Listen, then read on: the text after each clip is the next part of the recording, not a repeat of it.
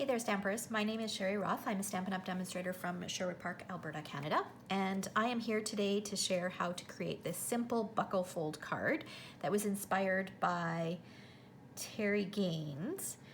So it just opens up like this. And it's incredibly simple to make. So let me show you how. First, let's talk about what we're going to use. So I am using a product from the January to June mini catalog. It is called the Botanical Prints Product Medley.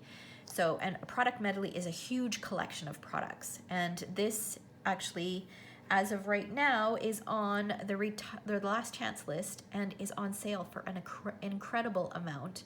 It's regular $95, on sale for $57. That's Canadian dollars. And the French version is even less expensive than that. And even at $95, you get more than the value is incredible. So you get a stamp set, this Botanical Print stamp set, which has these three beautiful images and then some greetings, some coordinating framelits. So you can see that these three framelits cut out the three images, and then there's some complementary images with extra leaves, and then these cute little corner dies. You get 48 sheets of patterned paper. So those are the patterns there. And then when you flip them over, they're black and white. You cannot go wrong with black and white patterned papers. You can color these with your Stampin' Blends. You can sponge them. You can use your sponge brayer. You can do so many different things. You can mist these. You can do so many different things with black and white patterns. The other thing I wanted to point out is this particular pattern, this die will cut these images out. So that's good to know as well. Also included in the product medley, I believe it's 4 of these that you get. So these are laser cut pieces.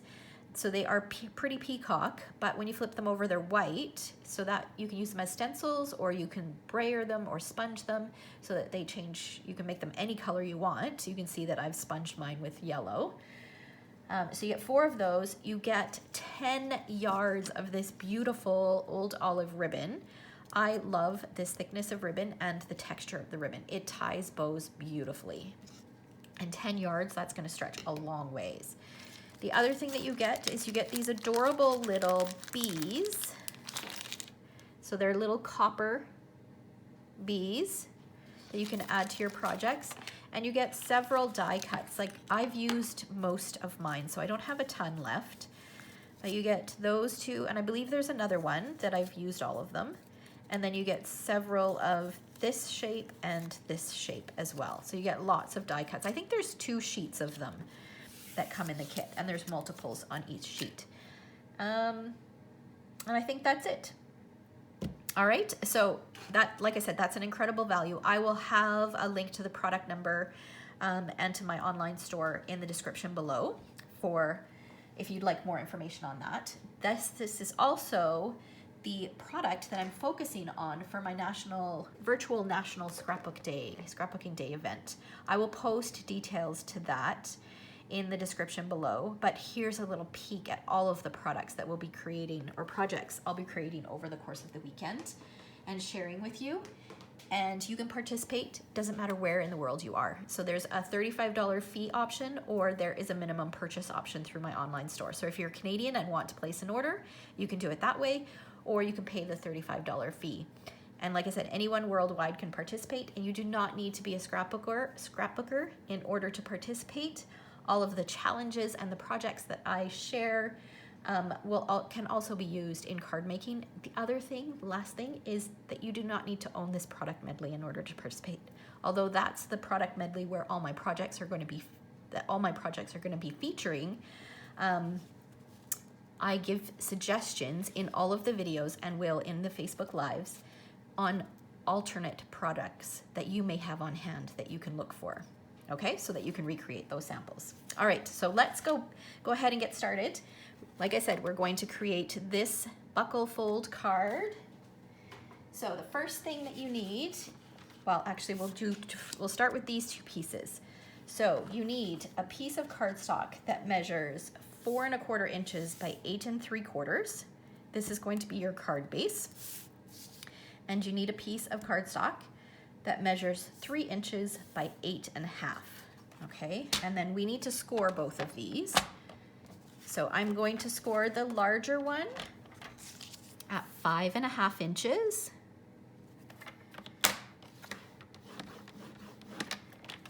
And then the narrower one, I'm going to score at 4.25 inches.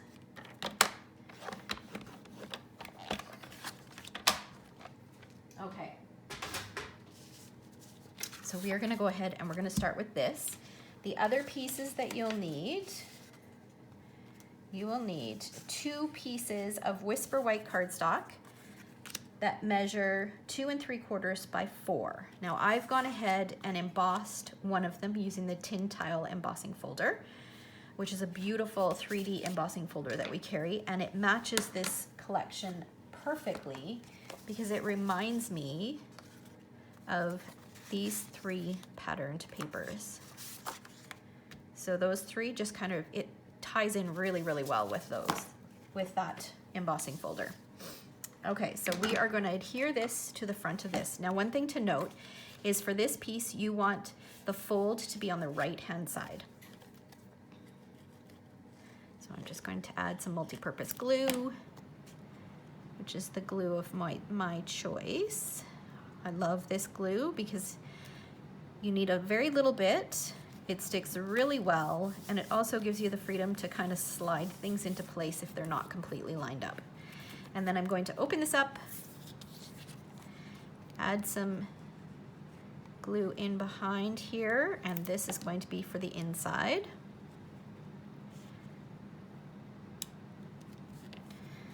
And then I'm going to take a 3rd color cardstock. This piece measures 3.25 inches by 4.5, and this piece is going to get attached to the center of that piece.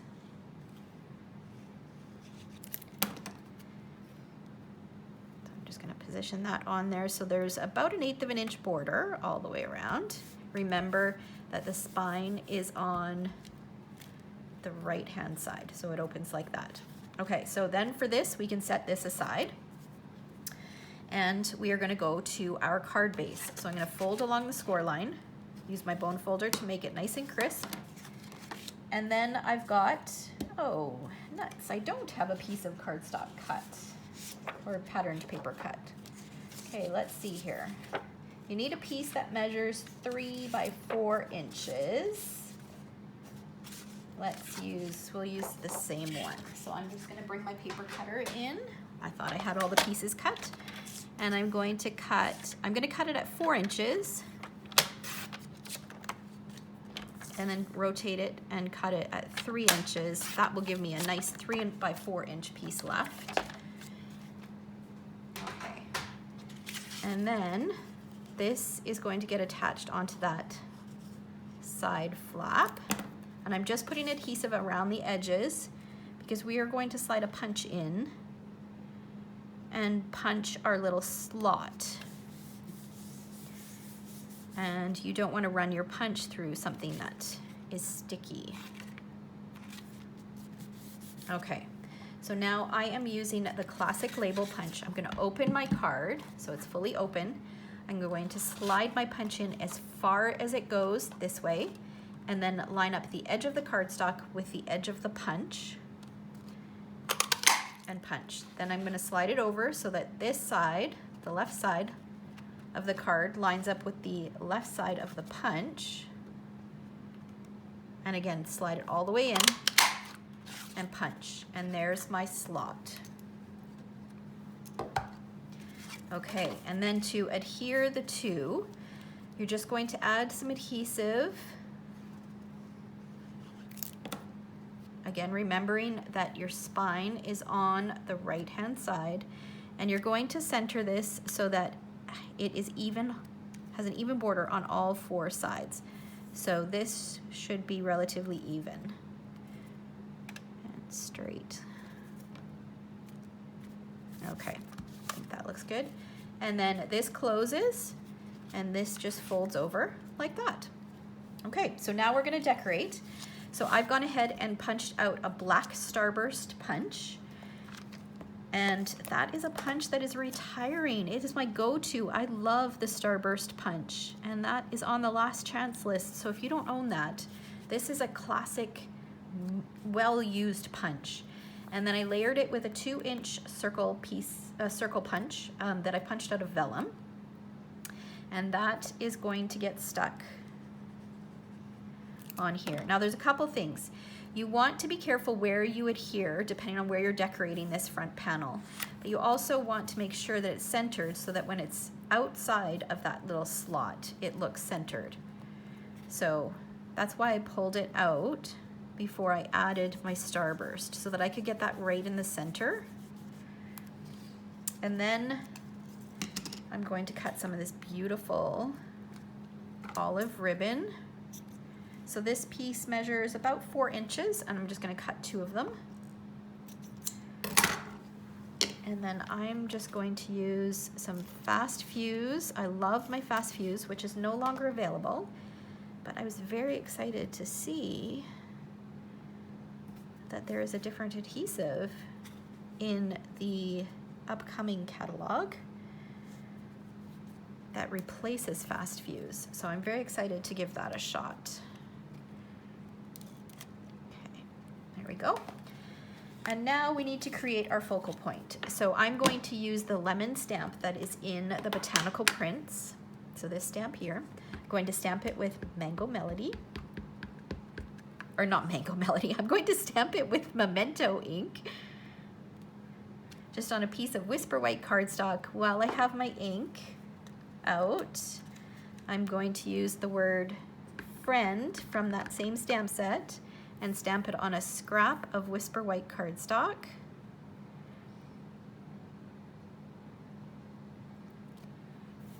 Okay.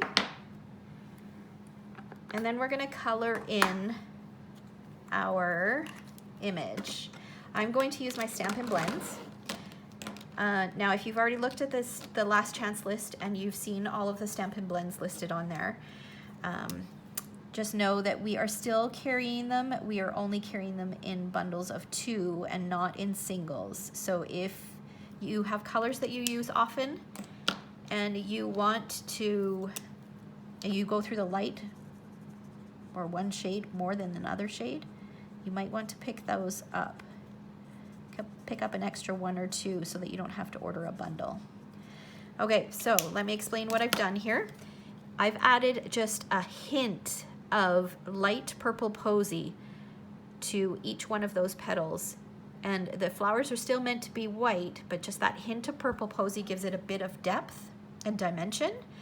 And then I've gone ahead and added a little bit of dark Mango Melody. I'm going to go in with a bit of dark Daffodil.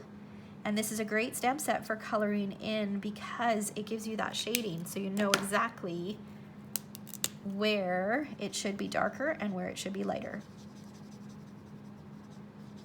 And I'm just going to fill in the gaps with the light Daffodil. And then I'll just repeat that process with the leaves. So I'll add a bit of dark where the shadows are or where the shading is, and then fill it in with the light. And I'm not going to do this whole thing.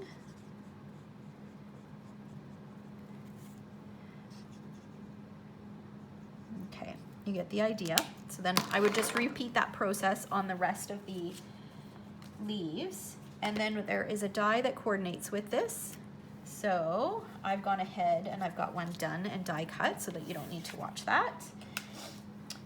And then this just needs to be trimmed just ever so slightly. So I'm going to trim here and here, and then I'm just going to angle cut this just a little bit so it looks like a tag. And then we'll bring our card base in. I can tuck this flap in. We'll add some dimensionals to the back of this.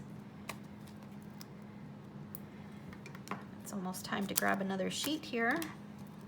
Just have the ends left.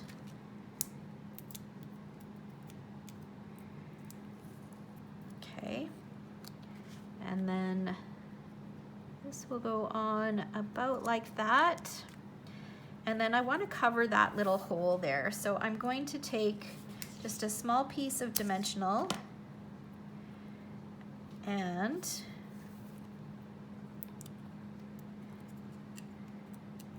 peel off the backing. So I put that on the end of the tag. I'll just put some flat adhesive here so that that sticks up like that. And I just want to cover that little hole that I didn't really care for. And then I've got a piece of Whisper White Baker's Twine, which is also on the retired list. This is a must-have. I actually stocked up on this because I love it so much. Sad to see it go, and if you've followed me for a while, you know that I use it on almost all of my projects. It's just a must-have for me. Okay, just gonna use a little mini glue dot, stick it right on my tag,